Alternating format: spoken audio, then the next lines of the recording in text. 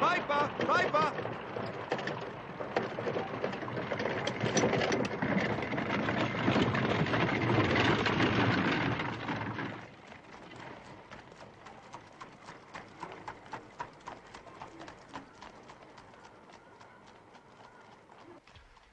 Finished.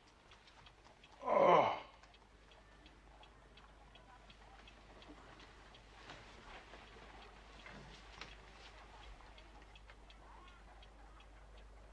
What do you make of it, Watson? Huh? Believe you've got eyes in the back of your head, Holmes. Well, I have a well-polished coffee pot in front of me. Mrs. Hudson said it was left last night while we were out. What do you make of it? Ah. Well, his name, at least, we know. I think Dr. Mortimer is a successful, elderly medical man. Well esteemed, since those who know him gave him this mark of their appreciation. Yeah. I think he's a country practitioner, does a good deal of visiting on foot. Friends of CCH. Oh. I should guess that to be the local hunt. Oh, bravo. Bravo, Watson. You know, I am bound to say you habitually underrate your abilities. It may be that you are not yourself luminous, but you are a conductor of light. Some people, without possessing genius, have a remarkable power for stimulating it. I confess that, my dear fellow, I'm very much in your debt. Thank you. But I am afraid that most of your conclusions were erroneous. H.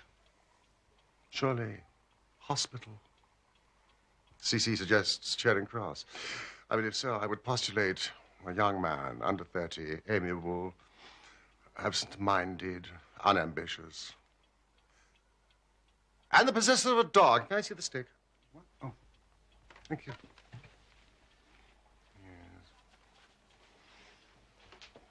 Yes. Larger than a terrier. Smaller than a mastiff.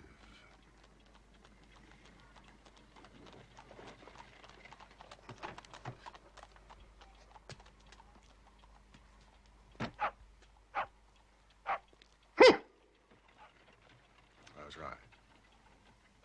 A curly-haired spaniel. Oh. Dr. Mortimer? Thank you, sir. Thank you. I wasn't sure whether I'd left it here or at the shipping office. The SS Gibraltar UC docks today at Tilbury. Ah. You interest me very much, Mr. Holmes.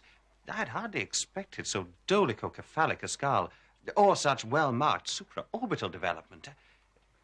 Would you have any objection to my running my finger along your parietal fissure? Please, Dr. Mortimer. A cast of your skull, sir, until the original becomes available. It is not my intention to be fulsome, but I confess, I covet your skull. Behave and sit down, Dr. Mortimer. That's what? Yes. Good boy. Well, I presume that it was not your phrenological passion which drew you to Baker Street. Unfortunately, it was not, sir. Spot? I have here the statement of a certain legend which runs in the Baskerville family. Baskerville? Yeah, I'm an executor of Sir Charles Baskerville's will and found it amongst his papers. It concerns Hugo de Baskerville, who was lord of the manor at Grimpen on Dartmoor. Dartmoor? Some 200 years ago. The document is somewhat later. Learn then from this story to be circumspect in the future. For those foul passions whereby our family have suffered may not be loosed again to our culpable ruin. 8th of November, 1742 was an intriguing preamble. I read of Sir Charles Baskerville's death.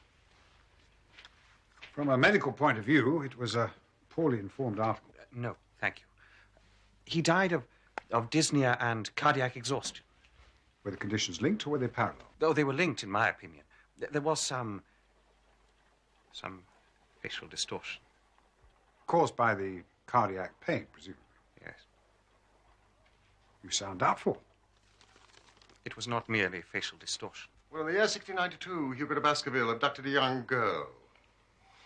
But she escaped across the moor at night, cursing. He unkennelled his pack of hounds and hunted her down like a wild animal. When his 3 drunken companions followed, they found the girl in a deep dip or goyal, dead from fear and fatigue. They had also confronted the cause of her death, a huge, demonic hound. Even as they looked, the hound tore the throat out of Hugo de Baskerville. One companion died that very night of what he saw, and the other twain were broken men for the rest of their days. This hound is supposed to have haunted the family since then, to the general misfortune of the line. Well, this may appeal to your lurid taste in fiction, Watson. It's a fairy tale, sir. Well, of course, Mr. Holmes. But fairy tales would not survive without a kernel of truth, huh? On the night Sir Charles died, I arrived at Baskerville Hall at first light.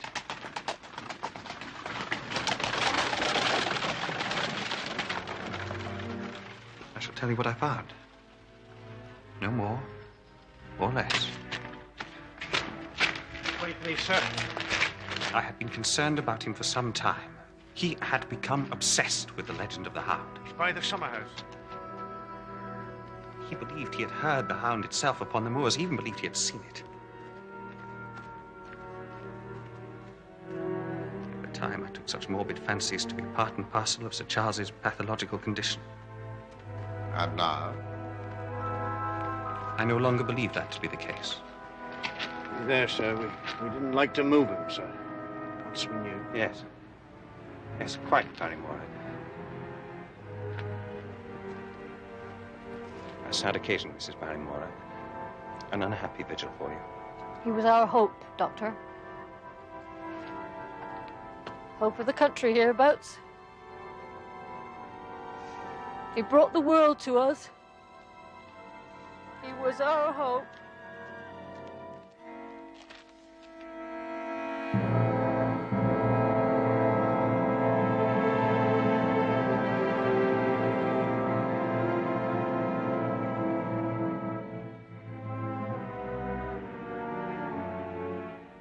Before Sir Charles ran up the alley, he had evidently stood at the gate for at least 10 minutes.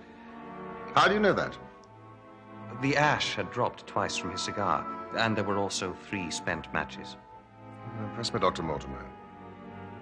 Was there anything else? Yes. Footprints? A man or a woman's? Mr. Holmes.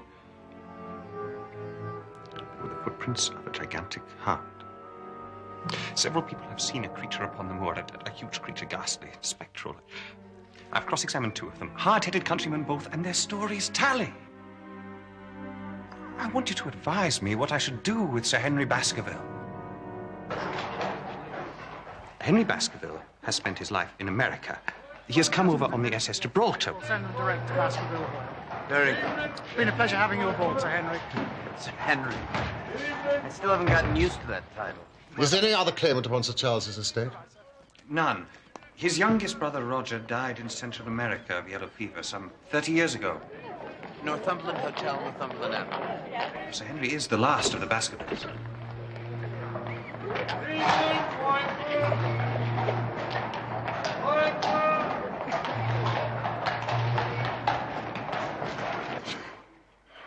Why did you not consult me immediately? There is a realm in which the most accomplished detective is helpless. There are certain things here which are impossible to reconcile to the settled order of nature. Yes, well, if you believe this to be supernatural, you'll find more help from a priest.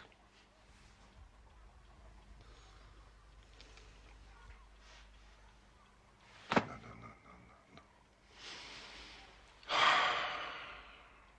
How can I assist? And I'll have an answer, damn it! He's in a stir, sir. About his boot.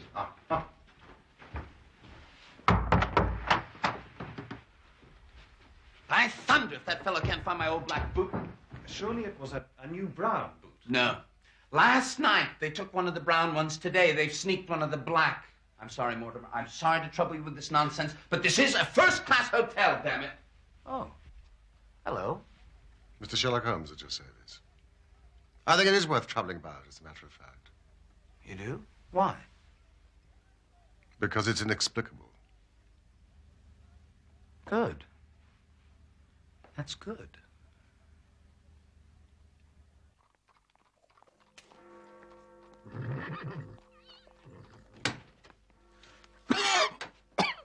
God. Have you got a cold, Watson? Oh, it's this poisonous atmosphere. This is a bit thick, I suppose. Thick. It's intolerable. You've been at your club all day. How do you know that? Where do you think I've been? Oh, here, clearly. Clearly. Oh. I've been in Devonshire. In spirit. Quite so.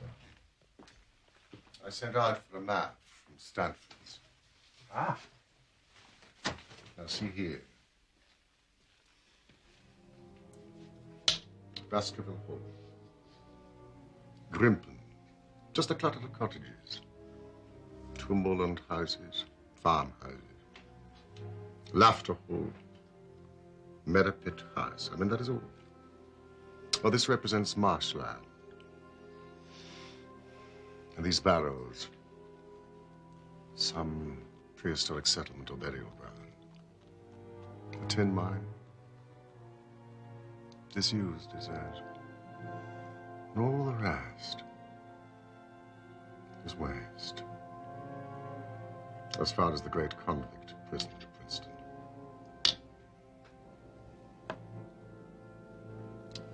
It is a worthy setting if the devil did decide to dabble in the affairs of man. Then you yourself are inclining towards a supernatural explanation.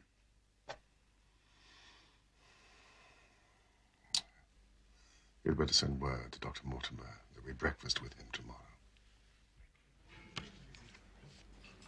It arrived by post this morning.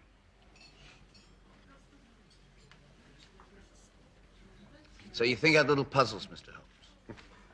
This one wants more thinking than I'm able to give it. Posted yesterday? Yes. A joke, as like as not. So, Mr. Henry, has anything interesting happened to you since you've been in London? No, I don't think so. Have you been followed? What? I seem to have walked right into a dime novel. Why should anyone follow me? That letter was delivered to the hotel. You are being followed, Sir Henry. If you value your life or your reason, keep away from the moor. Now, the issue I suggest is whether it constitutes a friendly or an unfriendly warning. That is surely impossible to determine. Now, there are various features which may help us. The envelope, for example, if somewhat crumpled, is presentable. Its contents, mostly, are not. The letter has been torn neatly enough along a fold. And the leader article in the Times, the Lady Bourgeois print, is unmistakable, has been chosen from which to cut the message. But the message is awkwardly cut, with inappropriate short-bladed scissors. And the gluing of the print to the paper is smudged and misaligned. Mercy.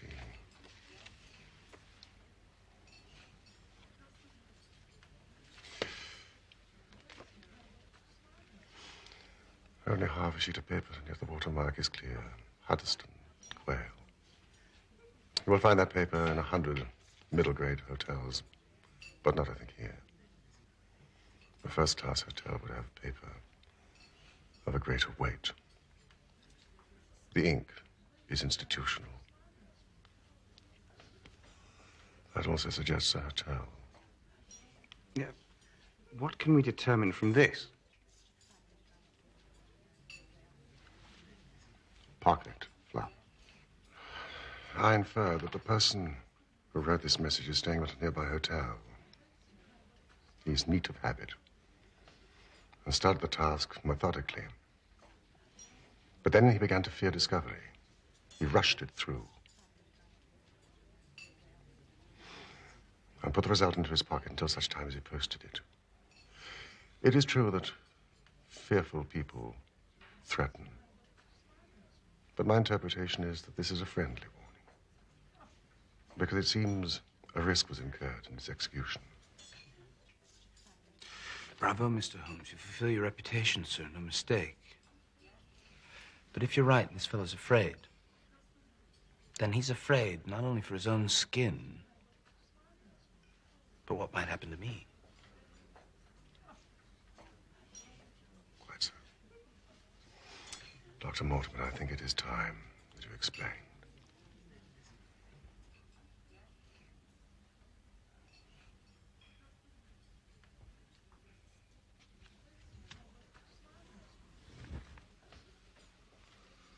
Well, now you know the facts, Sir Henry. The question is whether or not you should go to Dartmoor. There's no devil in hell, nor no man on this earth that's going to prevent me from going to the home of my own people. Then we must see how we can mitigate the danger. You really believe there's danger? I think that if there is, then it is considerable. You certainly cannot go alone. Dr. Mortimer returns with me. He has his practice, and he lives many miles distant. You'll come yourself? I have to stay in London, a blackmail case. I recommend my friend Watson.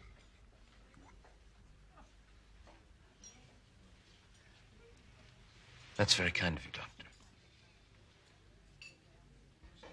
And I do hope that you'll get to take care of I will. Dr. Mortimer, very, very good luck. Thank you. Take heart. Yes, of course. We don't know what to say.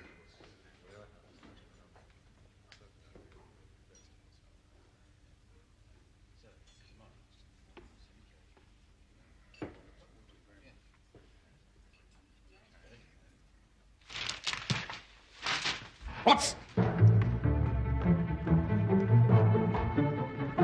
This way!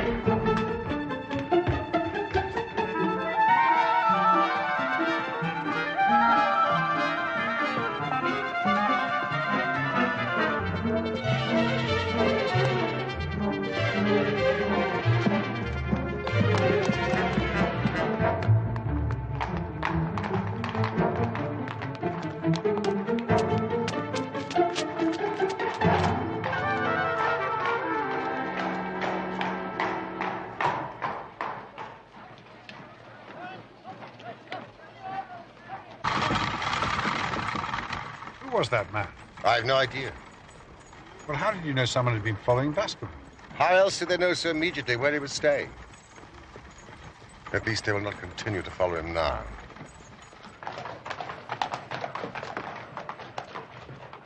When a crisis comes, Watson, and it will, report to me.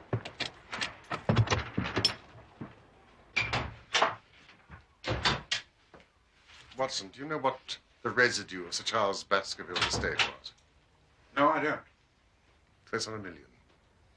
A stake for which a man might play a dangerous game. Such a sum has a definite materiality. And yet, of all things in heaven and earth. We are men of science, And yet.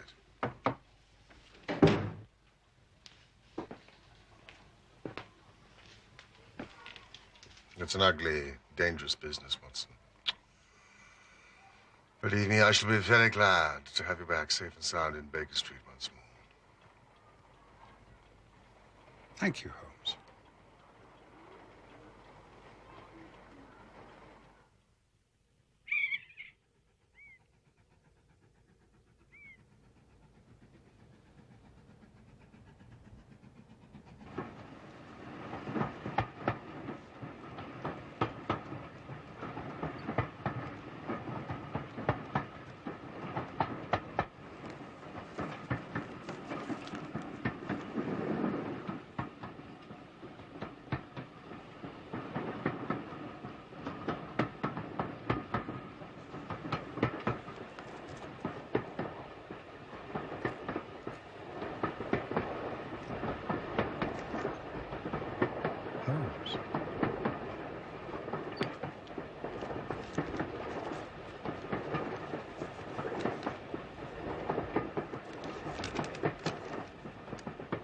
My dear Watson, I will not bias your mind by suggesting theories or suspicions. Simply report facts to me in the fullest possible manner. Concentrate your attention upon the following.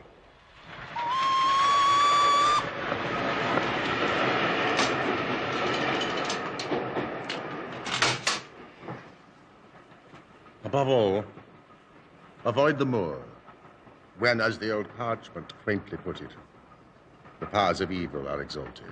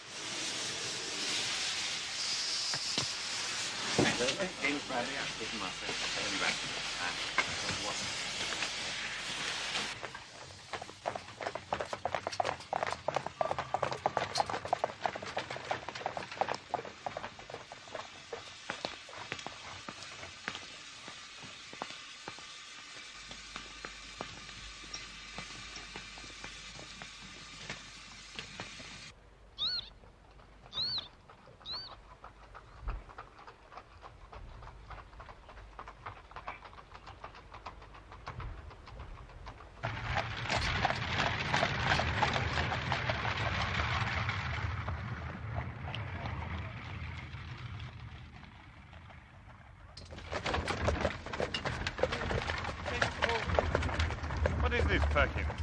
Convict, escaped from Princetown, sir. Out 3 days now. Been watching all over.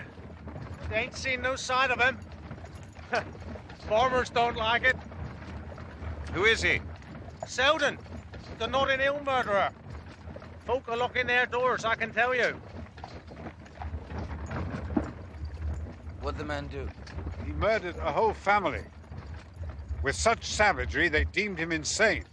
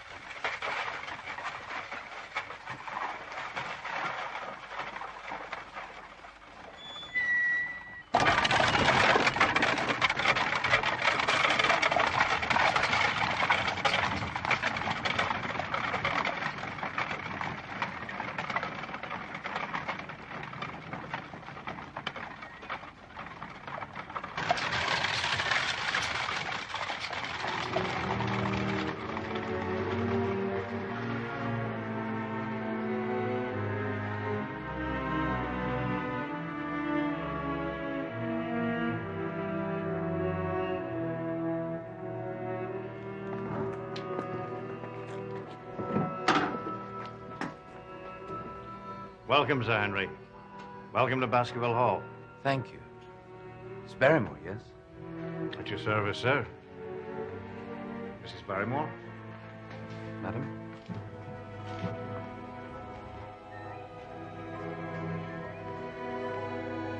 If I can be of service, do not hesitate to send for me, day or night. Of course, thank you. Walk on. This way, Sir Henry.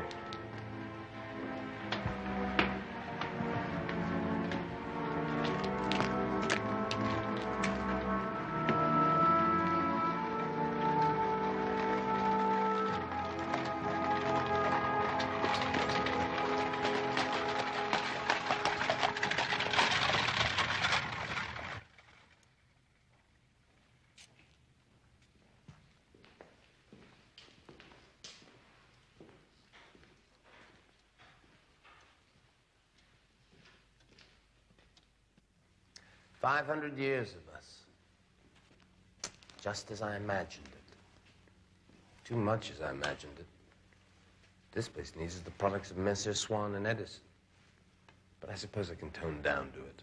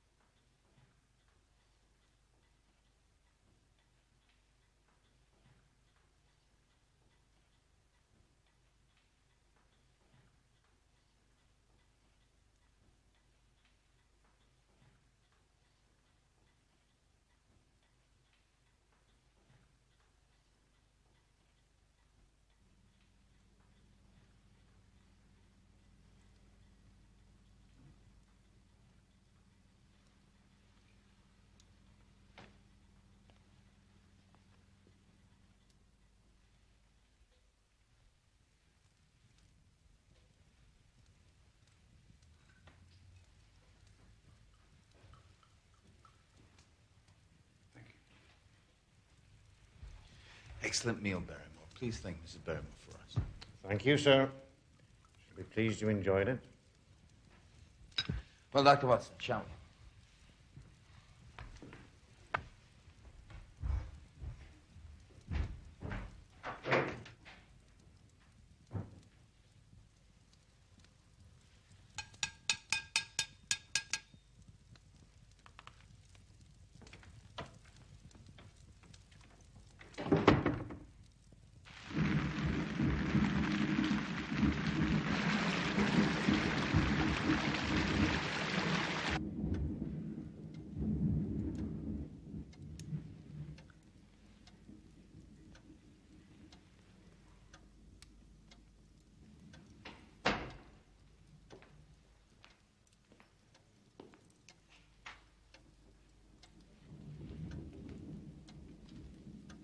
Sir.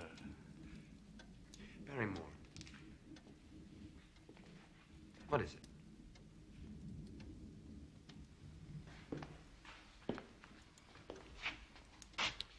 Sir, my wife and I will be happy to stay with you until you've settled in and made your arrangements. But your family's been with us for generations. Sorry to start my life here, breaking an old family connection. Thank you, sir. My wife and I were much attached to Sir Charles, and his death. We feel that nothing can be. We feel we shall never be easy here at the Hall, sir.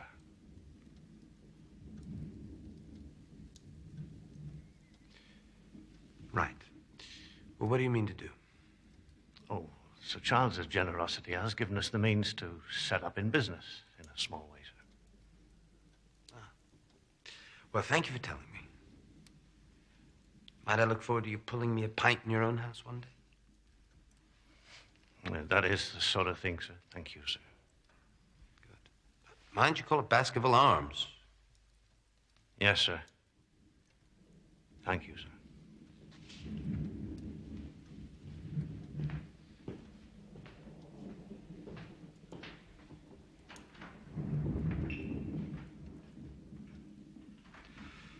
That man is frightened. Yes.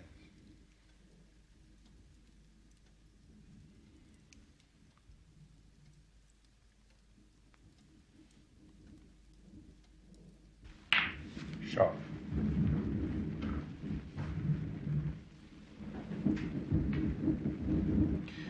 Turning into a rough night. I shall walk over to the post office at Grimpen in the morning. Ah. I'm sorry, but Holmes asked me not to let you leave the house without... Doctor, this shall take care of any dog that I may meet in your absence. Even armed. All right. Tomorrow morning she'll find me at home. I'm safe at home, am I? That's what Holmes believes.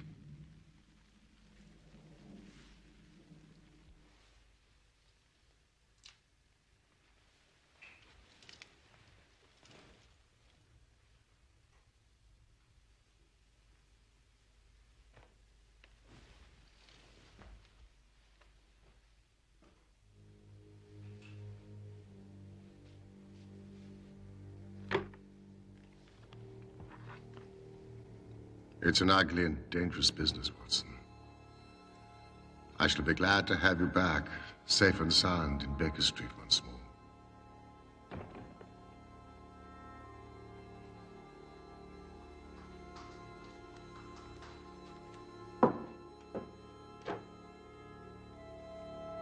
It's a realm in which the most accomplished detective is helpless.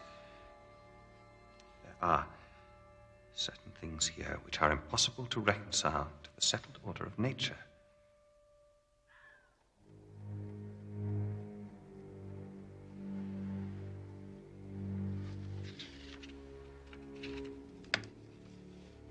Above all, avoid the moor, where, as the old parchment quaintly puts it, the powers of evil are exalted.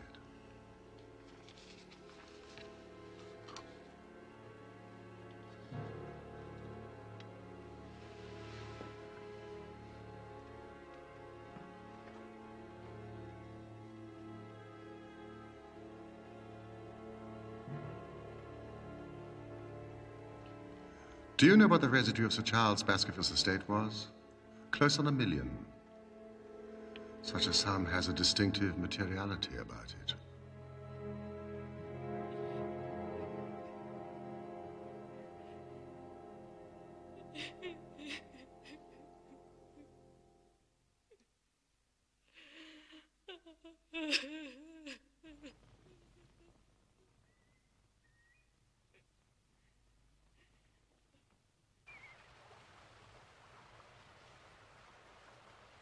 Good morning. How are you today? Oh, very well, thank you. Here we are. Thank you, sir. Thank you.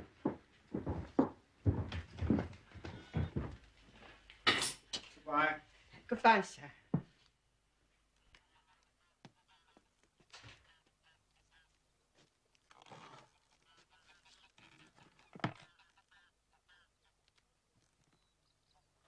Dr. Watson? Excuse my presumption. Dr. Mortimer pointed you out to me. From the window of his surgery as you passed. Oh. Possibly he's told you my name. Stapleton, of Merripit House. Yes, indeed. How do you do? We were concerned. Frankland, Mortimer and I. Concerned? Lest Sir Henry should not come. You know the legend of the fiend Hound. We thought it might seize his imagination just as it seized poor Sir Charles's. How is Mr. Sherlock Holmes? Dr. Watson, you are here. It follows, then, that Mr. Holmes is interested. I'm afraid I cannot answer your question. Well, may I ask if he is going to honor us with a visit himself? He cannot leave town. Other cases engage his attention. I assure you, I'm simply here to visit my friend Sir Henry. I do not need help. I apologize for the intrusion. A moderate walk along this path brings us to Merripit House. I wonder... Well, perhaps you would spare me an hour, Dr. Watson, that I might have the pleasure of introducing you to my sister. I'm expected back at Baskerville Hall. No, I'm sure an hour will not hurt. Thank you, Mr. Stapleton.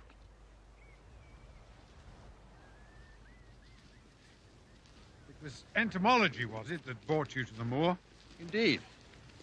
Although I delight in it for its own sake, it is so vast, so barren, so mysterious.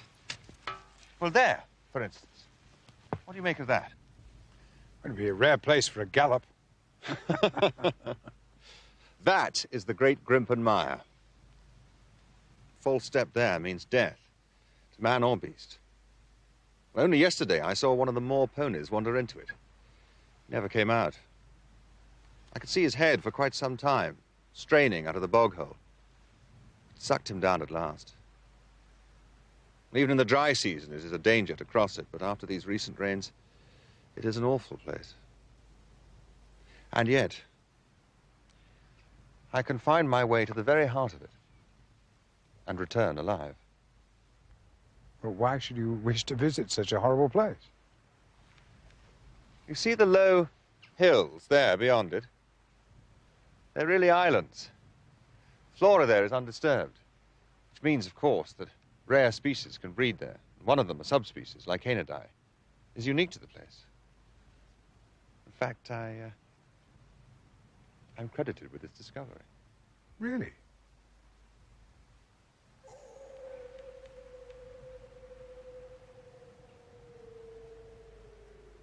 The moor is full of noises. What was it? The peasants say it is the Hound of the Baskervilles calling for its prey. You don't believe such nonsense, surely? Did you ever hear the boom of a bittern? No. The bird is said now to be confined to certain Norfolk fens, but why not here? I've heard its cry described as being something between a foghorn and a soul in torment. What do you think? Ah. Hi, Ali.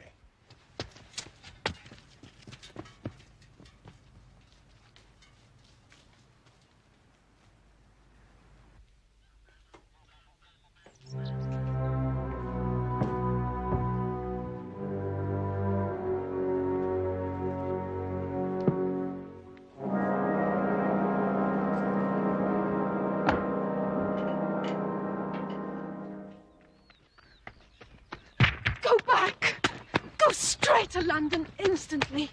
For God's sake, do what I ask. Go back and never set foot on the moor again. Shh! My brother is coming. Miss Stapleton? Get away from this place at all costs. Do you see that orchid? Yes, I do. It's a pity you came so late. Our best orchids are nearly over. Jack!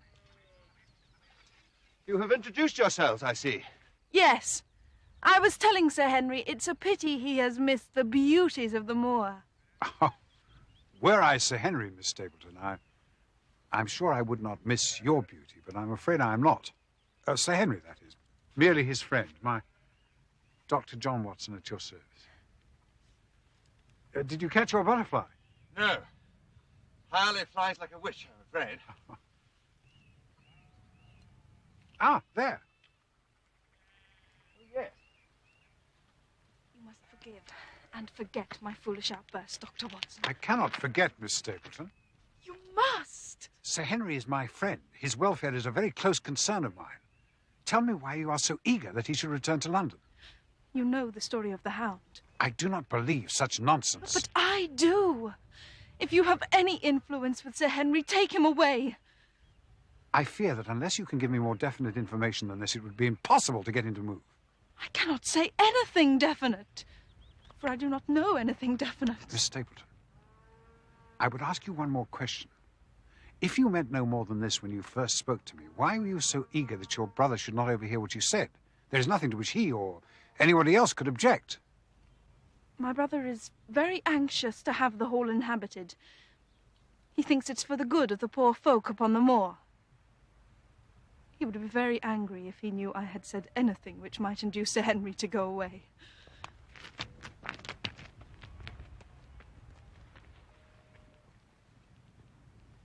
Any luck? Afraid not. Flies like a witch. And so beautiful. Pale clouded yellow. I have a number of them, of course. I must show you my collection.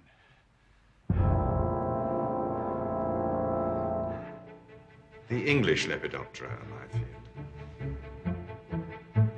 I have made a particular study of those insects which inhabit the margins of heath and marsh.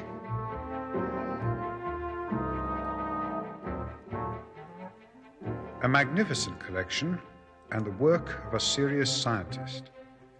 Even the Exotica, I must mention a brilliant creature called Morpho Pelides limpida, was dated and catalogued with the care he applies to his personal field, the British Lycaenidae. One of which is unique to the moor.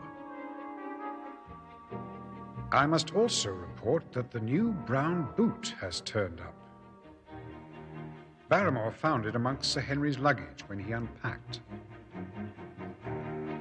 Miss Stapleton is very handsome, and on Tuesday we are to dine here at Baskerville Hall with all our neighbours. So Sir Henry, who chafes a little at the restrictions you have imposed upon him, will have a chance to judge her beauty for himself.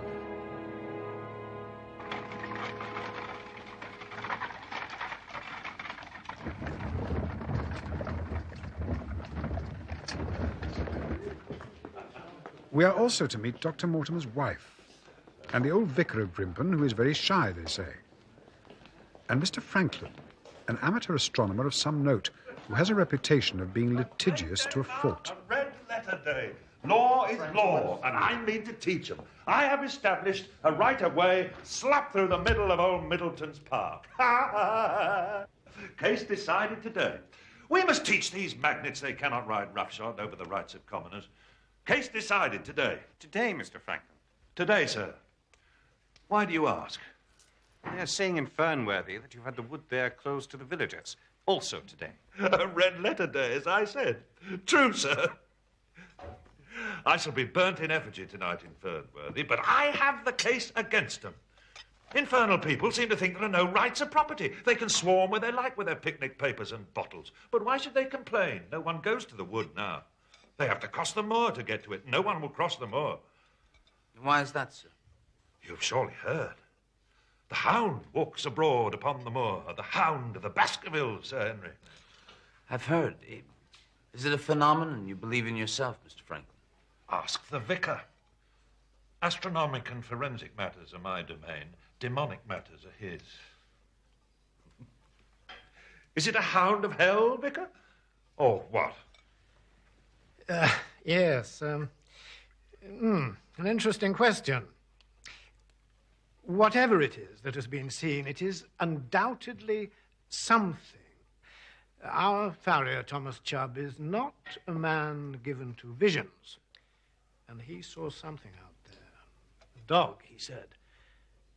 But the size of a calf. And I do not think local hysteria is an adequate explanation. Myself. I pray nightly that it remove itself from us, whatever it is, that we all may sleep the more soundly. Yes. I believe it is Selden the murderer who frightens the folk. In Grimpen, they believe he is still upon the moor. We are too ready to condescend and attribute superstition to these poor people when they are, in fact, subject to a natural and sensible fear. Bravo, Miss Stapleton. Bravo. This hellhound's existence would not survive a court of law. Mere hearsay. Bring the thing before the bench in the full blaze of jurisprudence, say I, then I will believe in it.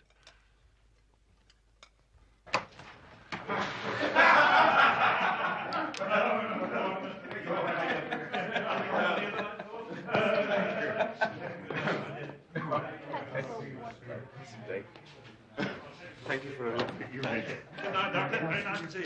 Very good to see you.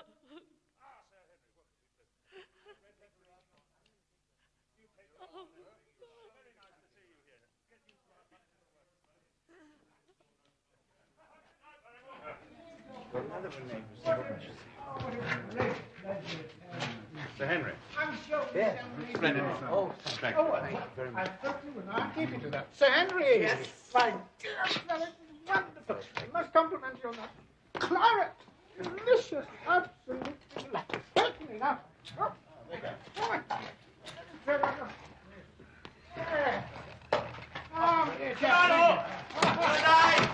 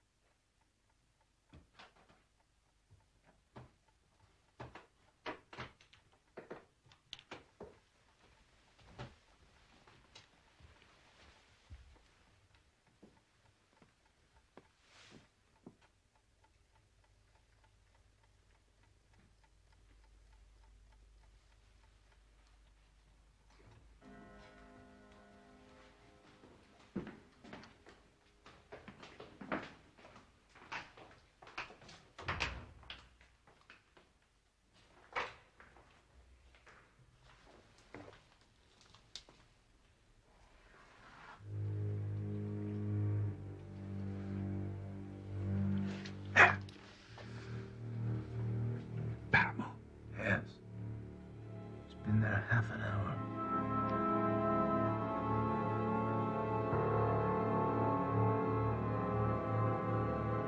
What's he doing? Look! Out of the ball.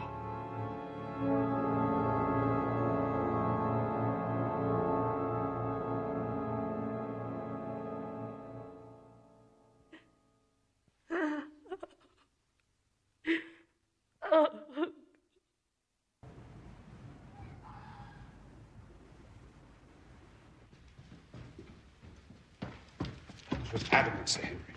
We must not go onto the moor in darkness. When the powers of evil are exalted, Doctor, bogies to frighten children, man. Come on. We have the chance of getting to the bottom of this business tonight.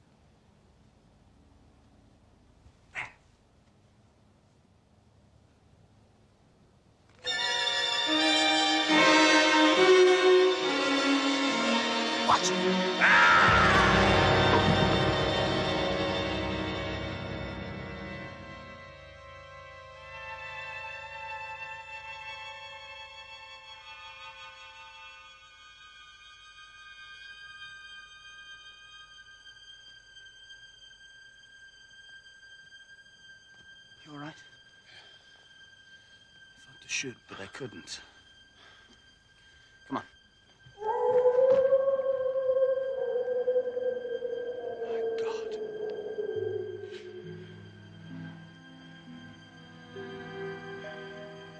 Do you believe there's any truth in these rumors?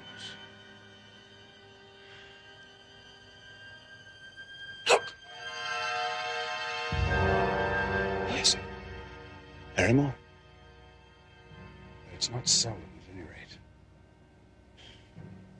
We were followed in London, and we're followed still. Come on. Let's get back to the house.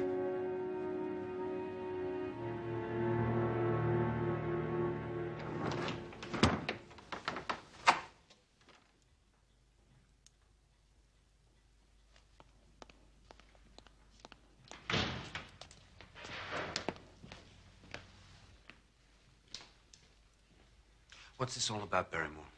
Sir, it may seem that we have betrayed your trust. See!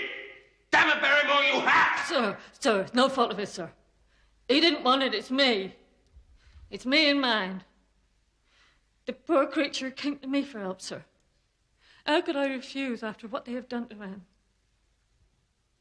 Seldon, Mrs. Barrymore, I don't understand. Why should he come to a respectable woman? He's our brother, sir. It's true, sir. He dragged himself here, half-starved. And what would you expect? We fed him. We took food out for him, sir, no more than you would for a dog. We hoped he'd go, but the light has been there, night after night. Is this true, Barrymore? Yes, sir. Have you any conception what this man did, Barrymore? Yes, sir. But he's a broken man. They done surgery, sir, to tame him. He's like a child, sir.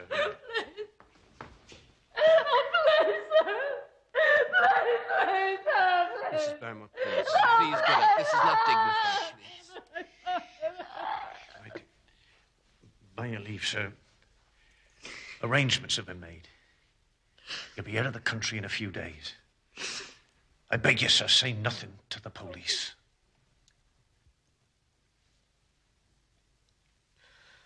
What do you think, Doctor? You say he's harmless now, Barrymore. Yet he threw a rock at us. As a child might throw stones, sir. The murderer's heart has gone out of him. He's but a frightening baby now, sir. This is an apt description. he will be harmless.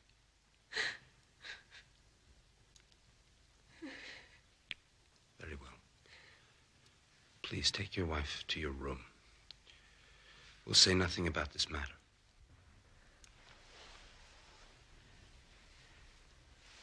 Thank you, sir.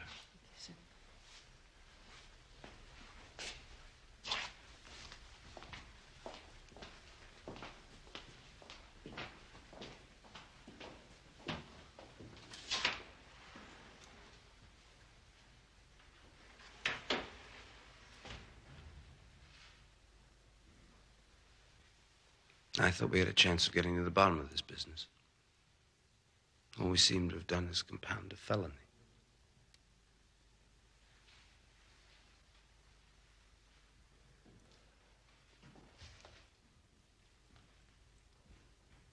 I'm glad, though, that you heard that sound on the moor. I was beginning to think I'd dreamt it. I was in the territories once. I heard wolves up there.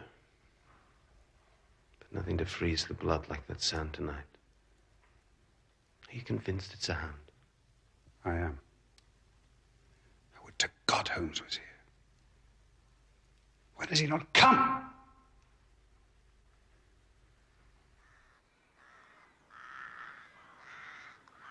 And yet, Holmes, when daylight and birdsong return, the black imaginings of the night evaporate. Even Dr. Mortimer's assiduous visits, accompanied as they are by constant talk of bones, our mortal residue, fail to sour the beauties of the moor in autumn.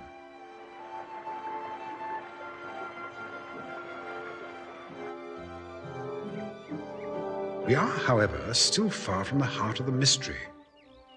The question which most persistently nags at me is who is the man on the tall?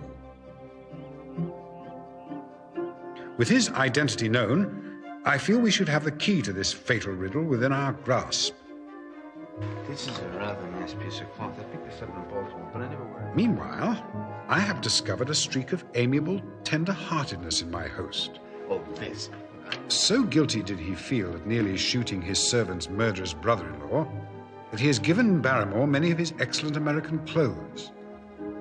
Determined, as he now is, to play the role of English squire, in dress as in anything else. Much too American. I'm turning over a new leaf. You take it. Thank you kindly, sir.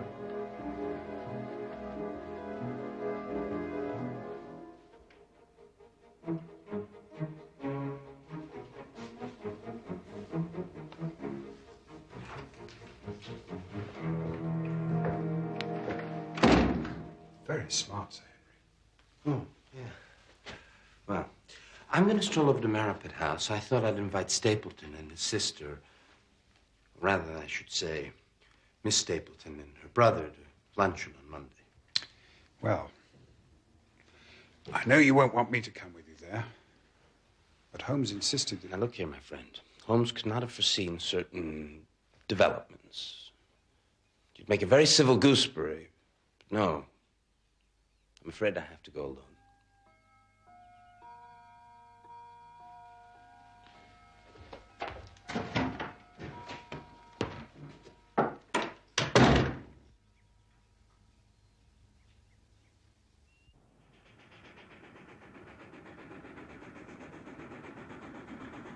London, next stop. London, next stop.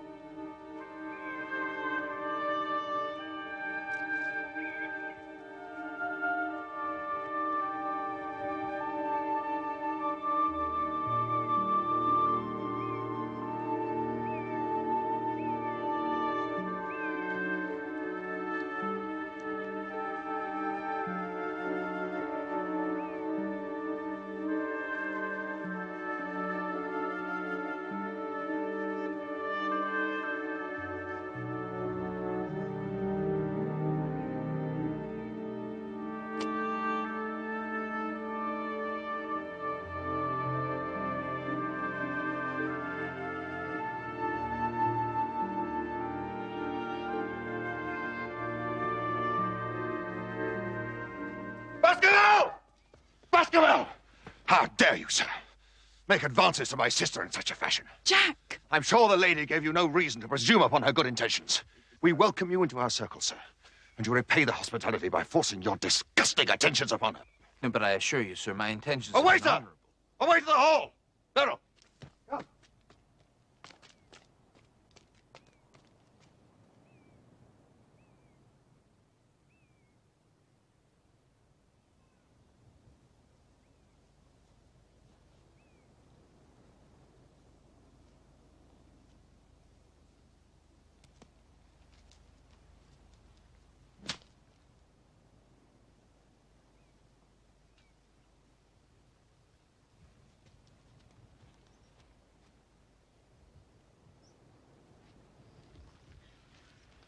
Hello, Watson.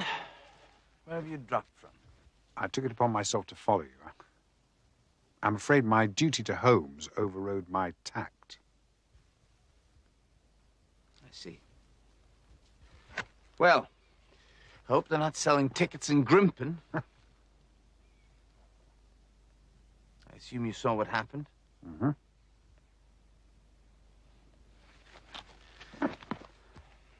Did he ever strike you as a bit crazy, this brother of hers? Not particularly. Oh, well, he does me. What's he getting so heated about? What objection can he have to me as a brother-in-law? I mean, he can't object to my worldly position, so it's gotta be me myself. Oh, I don't know. Do you see it? Not at all. Nor me. Oh, thanks. He won't let us be together, not for a moment. You must realize. Oh, I don't understand. There's a light in her eyes that speaks louder than words. I know it. I know it in my heart. But he treats me as if I was a mad seducer in an old melodrama. Oh, it's absurd. Perhaps. What? I was just thinking that this business with the Hound and the family curse and so on, if Stapleton partly believes it's true, perhaps he might want his sister not to be... Yes, I know. Just till the business is resolved.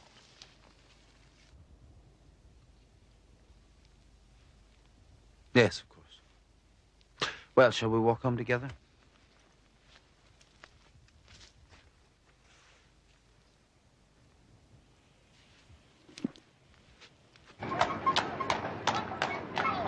The Royal Observatory, please.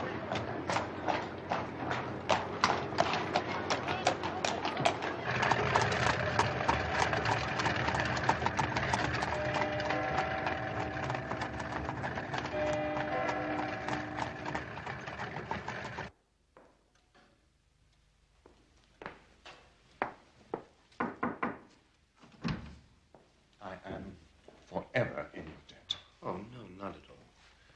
Well, good day. Good day, Sir Henry.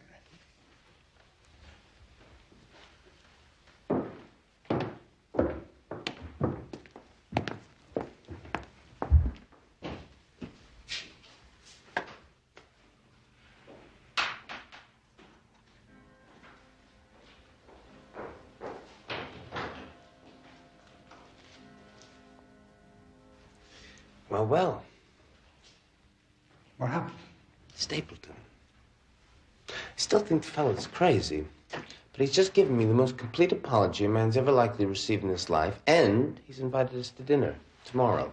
Friday, indeed. Good. I look forward to it. Ah, the post at Grimpen. Just so.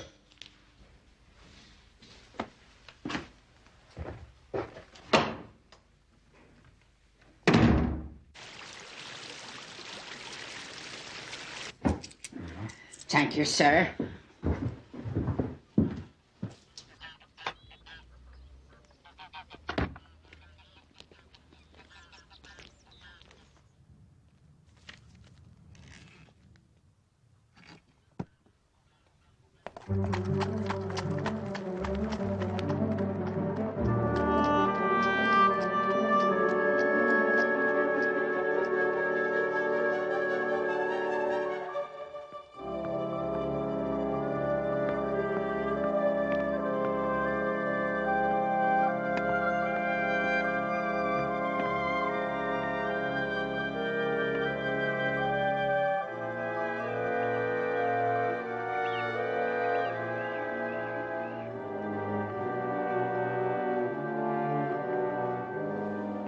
May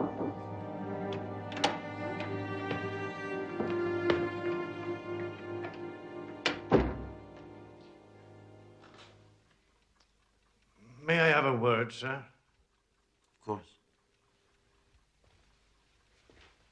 You've been very good to us, sir, and I should like to do the best I can for you.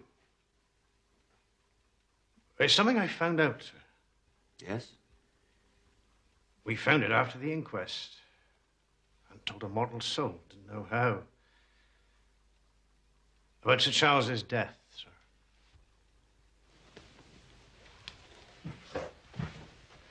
You know how he died? No, sir. Well, what then? I do know why he was at the gate at that hour. Why? To meet a woman, sir. Woman? Are you sure? Oh, yes, sir. Well, what was her name? I can only give you her initials, sir.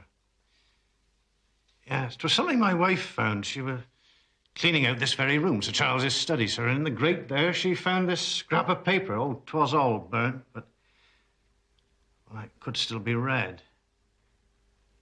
From the shine in the writing, if you know what I mean, sir. Of course, I understand. Please go on. Well, she called to me, and I wrote it down.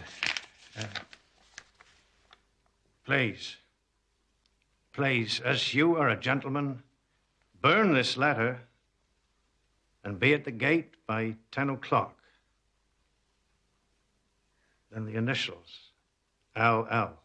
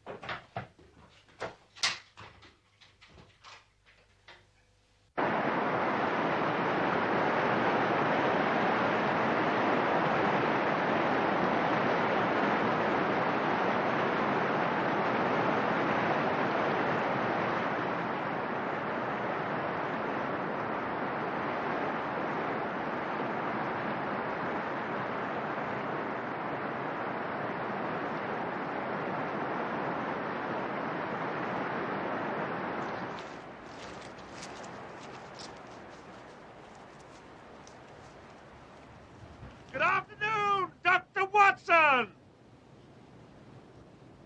Mr. Franklin? Come along up. I shall order you tea. Thank you.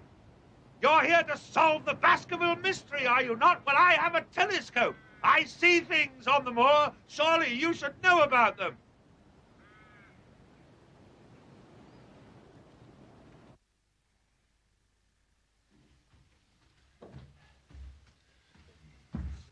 A striking portrait. Laura. Your daughter, Mr. Franklin. Yes. Yes, that is my daughter.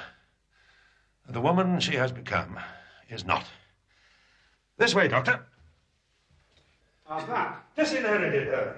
I'm sorry to hear it. You are. What do you suppose such a thing does to a father, huh? This way. Married her seducer, sir. An artist. So-called. Not that artist. That artist earned his living. Her artist was too grand to earn his living. Artist? Wastrel. Lyons. Fellow called Lyons. Ever heard of him? No, actually. Laura Lyons. Nobody has. After her money. My money. I was burnt in effigy in Fernworthy last week. You predicted that, I remember. Exactly so, because I know the slackness of authority hereabouts. The case of Franklin v. Regina will bring the matter before the attention of the public. I told the police they would have occasion to regret their treatment of me, and already my words have come true. How so? I could tell them what they're dying to know. But you're not going to. Certainly not. So, a case of poaching. Poaching? Fiddlesticks. The convict, sir. Selden, the mad stabber. You don't mean to say you know where he is? Near enough.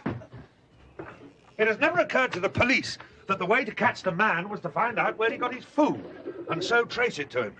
Barry. His food is taken to him by a child. A child? Why not? I have observed the child for more than a week. It is in the nature of children to form perverse allegiances. But surely it's more likely to be the child of a moorland shepherd taking him his lunch. Flocks move. Quick! Dr. Watson, quick. Yes, I see him.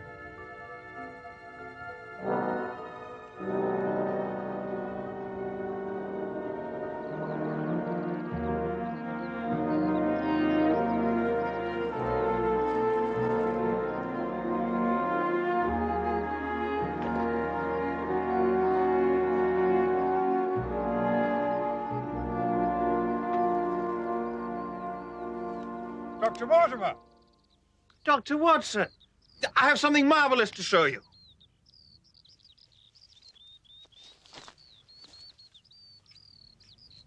Isn't it beautiful? Splendid. The most complete of its kind I've yet found. I found it myself, what's more. The laborers aren't here today. It is quite beautiful.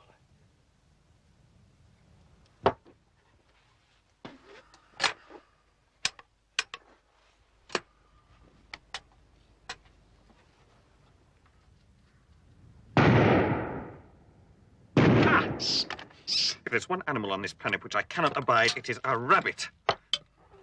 Really? Rabbit's burrow. Have you any conception of what a family of rabbits can do to the chronology of a dig in a single night? You are on your way to the necropolis. I could show you round if you like. The necropolis?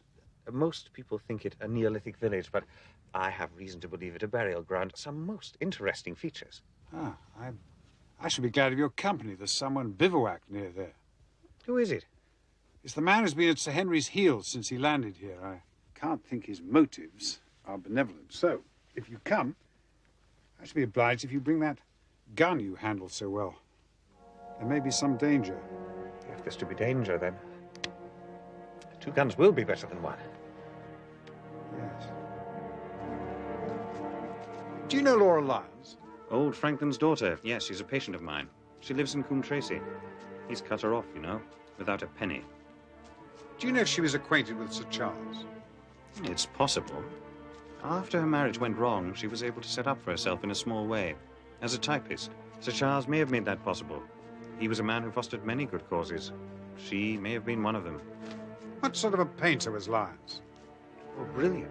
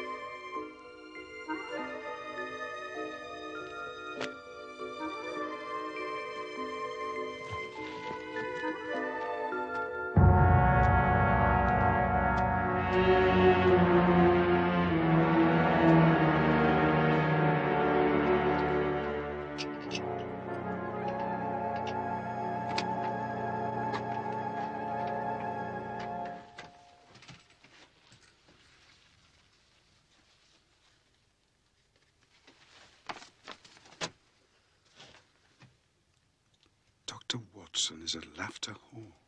Perhaps it is you who's been dogged by this secret man, and not Sir Henry at all. What do we do? I intend to wait.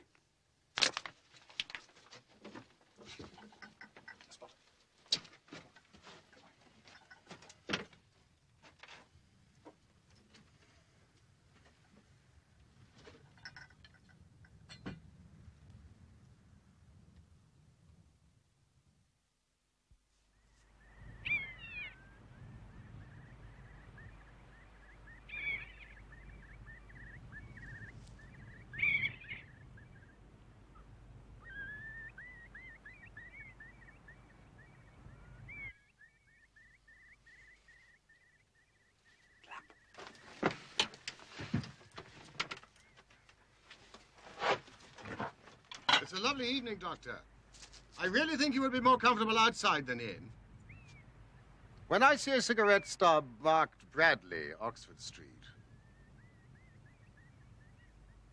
I know my friend Watson is in the neighborhood. Be careful with that gun. I thought you were in Baker Street, working out that case of blackmail. That is what I wished you to think. I deserve better at your hands, Holmes. You use me and do not trust me. Well, my presence would have warned our very formidable opponents and put them on their guard. It was essential that you and Sir Henry believed me to be London all the time and behaved accordingly. Dr. Mortimer. Mr. Holmes. How long have you been in Devon? I fancy you saw me on my second night, when I was foolish enough to show myself against the moon. Huh. All my reports have been wasted. No. Here they are. And very well thumbed, I assure you. I had to subvert the local post office. Brilliant, my dear fellow. Brilliant. You must, I know, have much to discuss, and I must be getting home. Please, one question, Mr. Holmes. Are you any closer to discovering what, if anything, the Hound is? I am. Does it exist? It does. Thank you, Dr. Mortimer. Mr. Holmes? Good day, Dr. Watson. Thank you for your help. Now let me see what meager refreshment I can provide.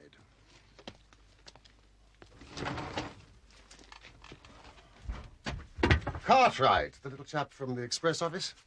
I brought him down with me to look after my simple wants. A loaf of bread and a clean collar. I've discovered that there's a woman living in Coombe Tracy with the initials LL. Ah, yes, Franklin's daughter, Laura Lyons.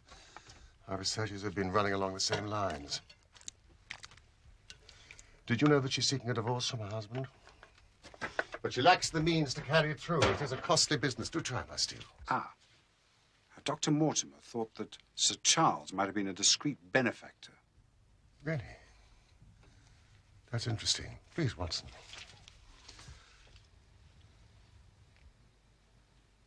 It's quite disgusting, Holmes. Yes, it is. Well, it's better when it's hot.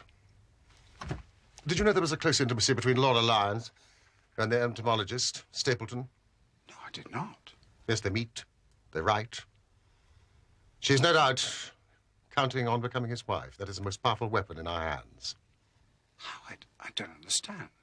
Because Miss Stapleton is in reality Stapleton's wife, not his sister. His wife? Yes, it was she who sent us that warning to the Northumberland Hotel. Why this elaborate deception? Don't ask me for particulars, Watson, but it is murder. Refined, cold-blooded, deliberate murder. What led you to him? He is a genuine entomologist.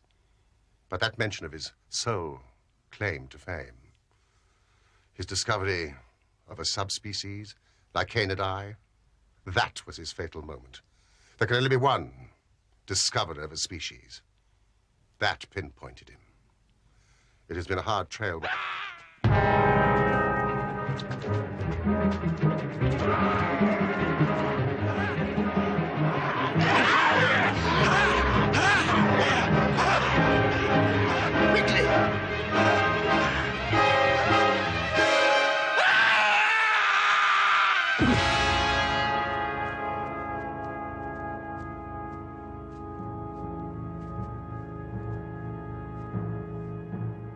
It's Sir Henry.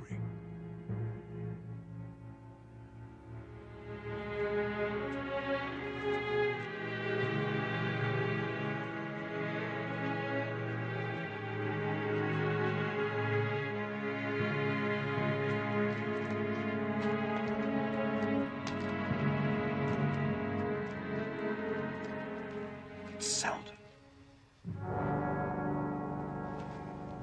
Sir Henry's clothes were the poor devil's death. Poor devil indeed. It's only a half-life in truth. No one must know for the moment. We must hide the body.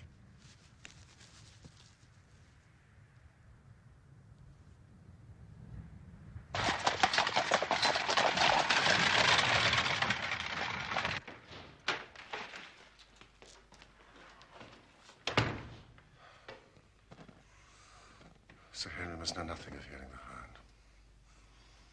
He'll have a better nerve for the ordeal he must undergo tomorrow. So, this is Baskerville Hall.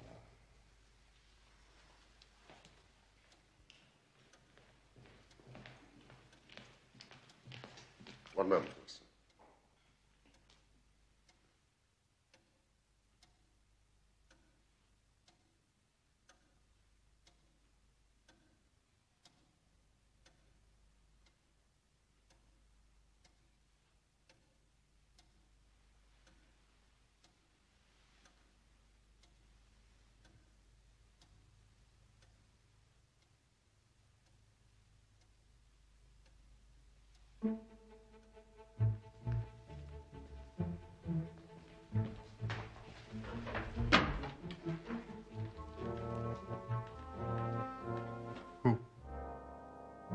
It's Stapleton.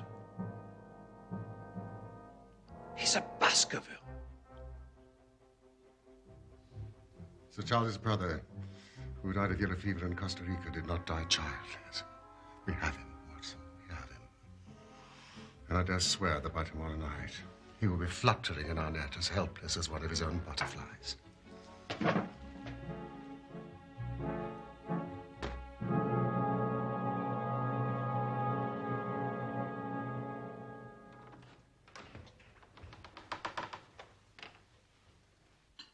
I fear that Watson and I must go to London. London? I think we will be more useful there at this present juncture.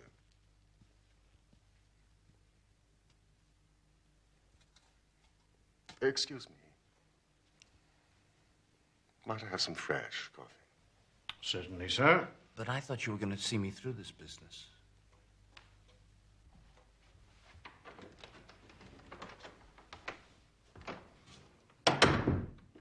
Trust me, my dear fellow.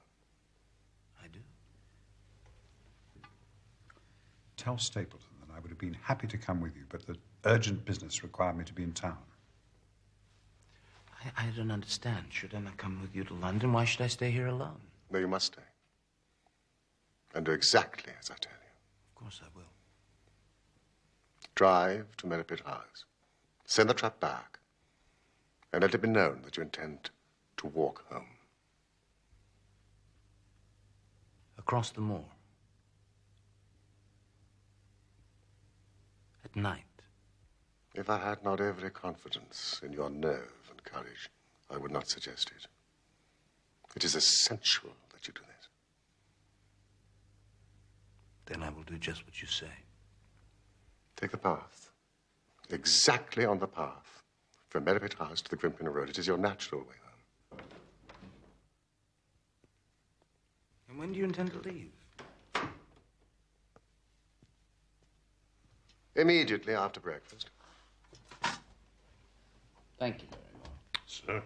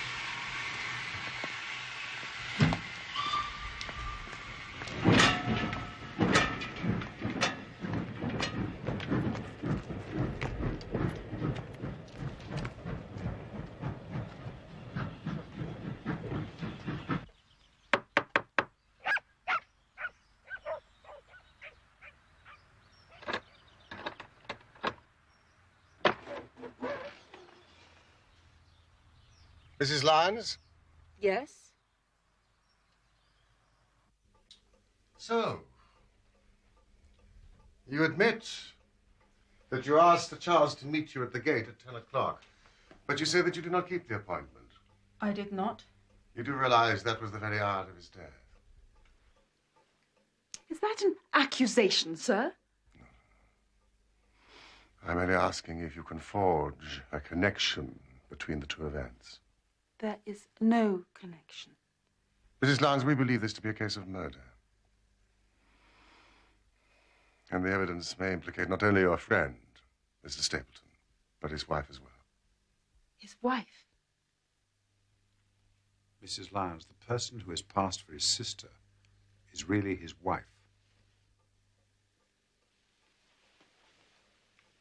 His wife?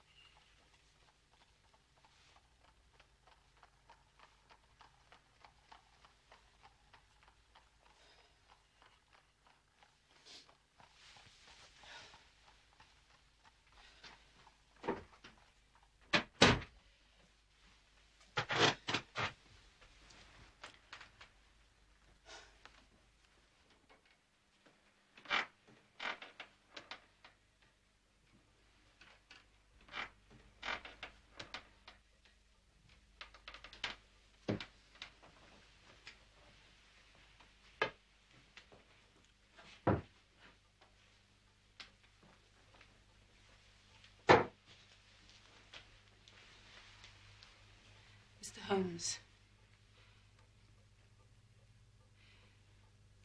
Mr. Stapleton offered me marriage on condition I could obtain a divorce from my husband. He told me he... Oh, he has lied. He has lied and lied and lied. Why should I preserve faith with him who never kept any with me? Ask me what you will. There is nothing I shall hold back.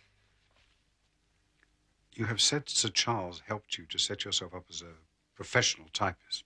Presumably that was after your husband deserted you. Yes. Sir Charles knew my father would not help me. One thing I swear to you.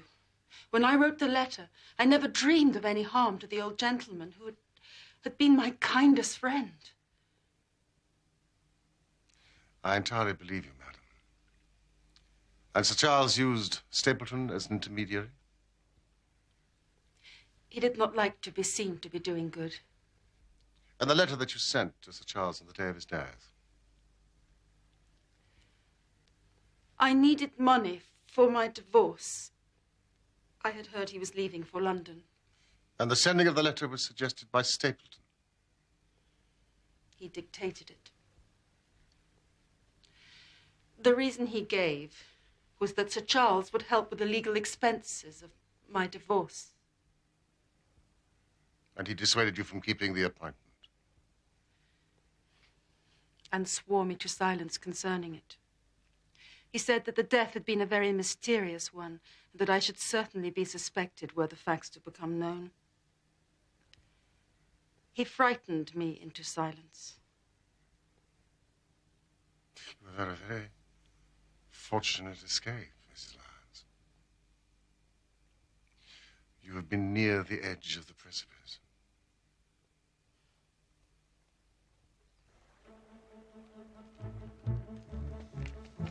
Students of criminology will remember the incidents in Grodno in Little Russia in the year 66.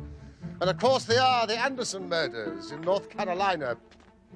But this case possesses features which are entirely its own. Dr. Watson tells me that you handle a gun. I am fairly proficient. Well, it was you who first brought this case to our attention. It is only right that you be with us at the climax. Thank you.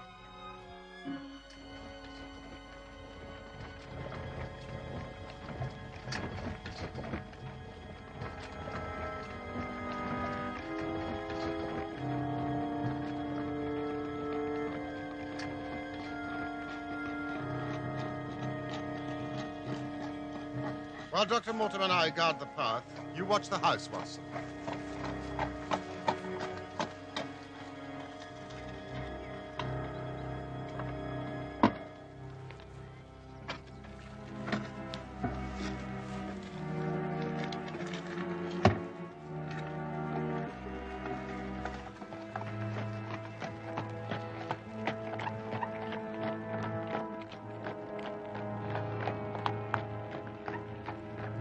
I don't like it. There's fog in the air. It's in the hollows already.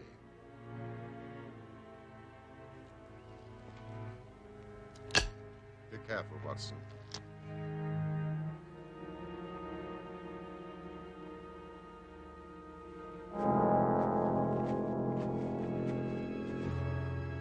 I'm so pleased you could come. It's a pity Dr. Watson had to return to London. Nevertheless, I'm sure we'll have a pleasant evening together.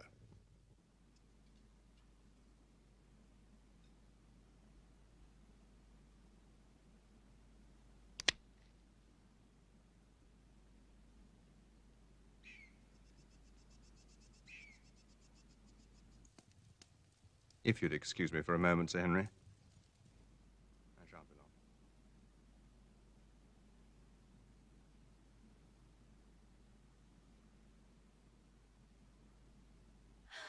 Help!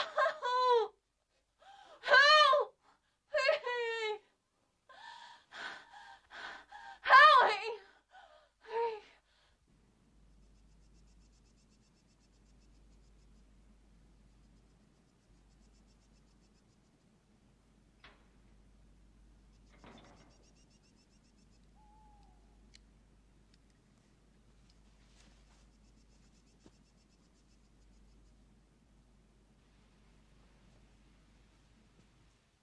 Sir Henry was still inside the house when I left. It's getting late. You say Beryl Stapleton was not there? No. I cannot think where she might be. And there were only 2 places laid for dinner. The fog is getting thicker all the time. Courage, Sir Henry. Brave it.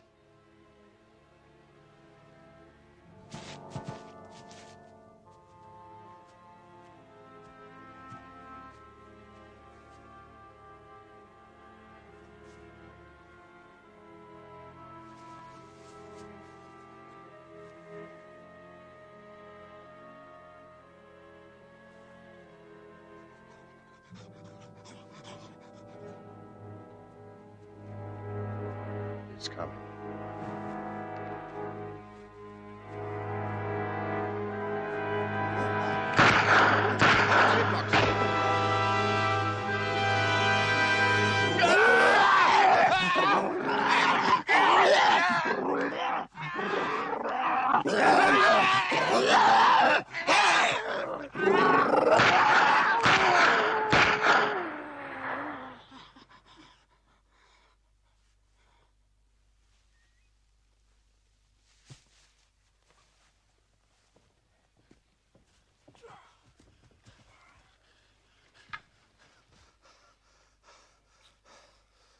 You're a brave man. Doctor. It's all right, sir. It's all right. The Hound got past us. Now, if you can manage it, we must get back to the house as soon as possible. Phosphorus.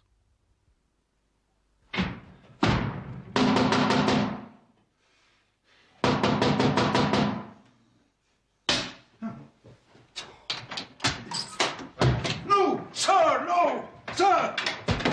I protest, sir! It's outside. Sir, you are not allowed. Watson!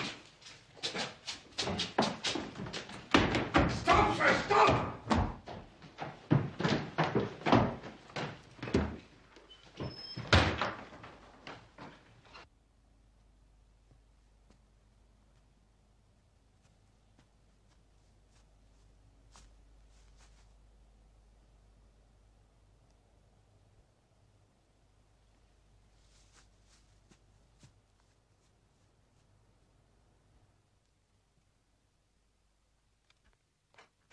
The door's locked.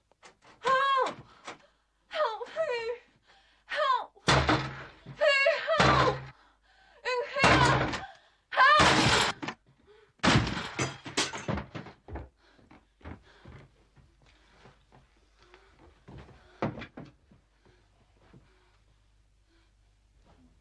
She's badly hurt.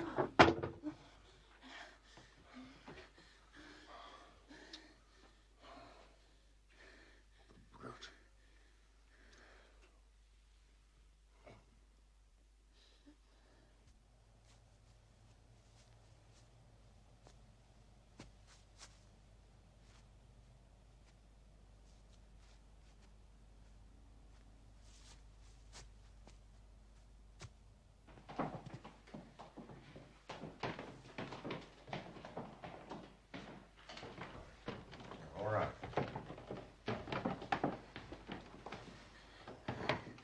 I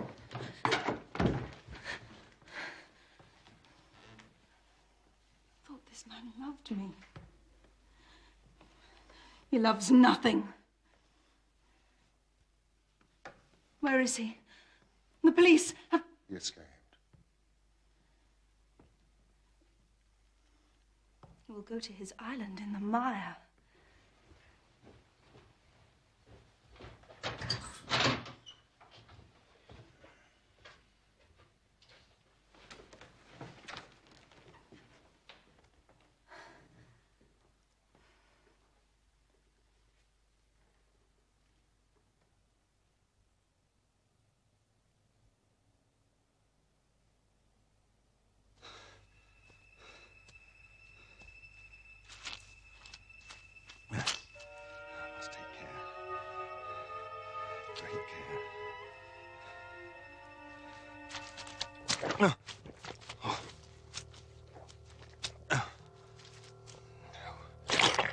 No.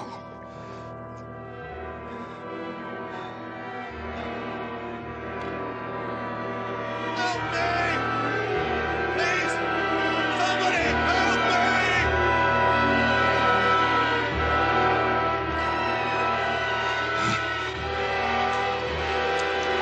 Help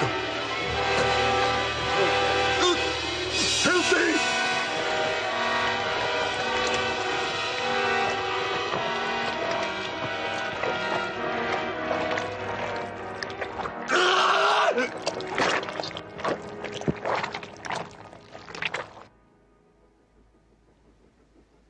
Holmes had established that Stapleton had bought the dog from Mangles of the Fulham Ross and Mangles in the Fulham Road in London.